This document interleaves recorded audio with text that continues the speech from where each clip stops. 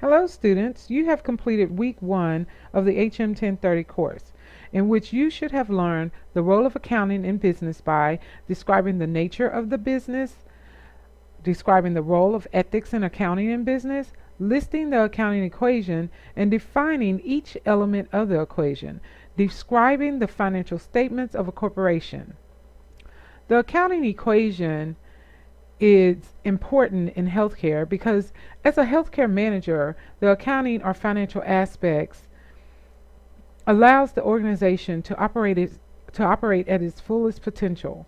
Without accounting, it would be impossible to operate in a cost-effective manner. Upholding a code of ethics has become a focus on healthcare. Adhering to the highest standards of ethical conduct is important where financial decisions are based on information and judgment that may be provided by you as a healthcare manager. GAAP, which is the Generally Accepted Accounting Principles, are standards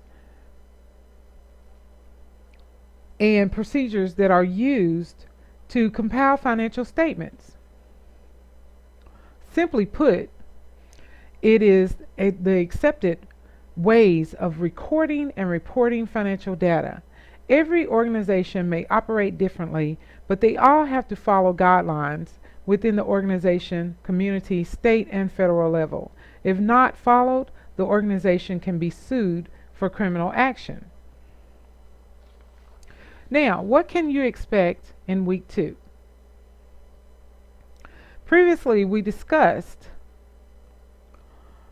the role of accounting in business and how the accounting is the language that we use to communicate the financial condition of a business.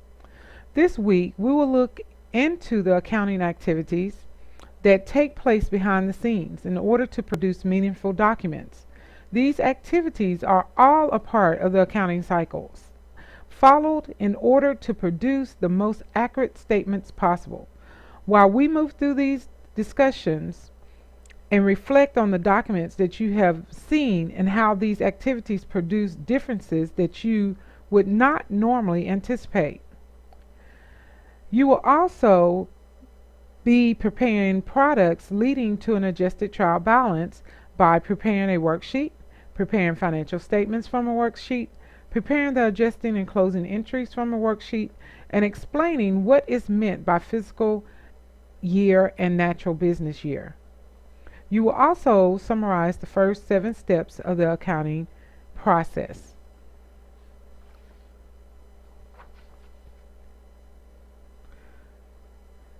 Now, I want to warn you, do not stress the test. Remember, we want you to be successful in this course.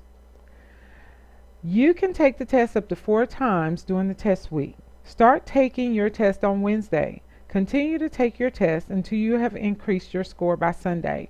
Remember to use your study guide to help you determine how to answer your test questions. Also, remember to review the study guide before you take the test. It will help you to determine how to answer your test questions. The study guide is located under the test tab in which you will take each week.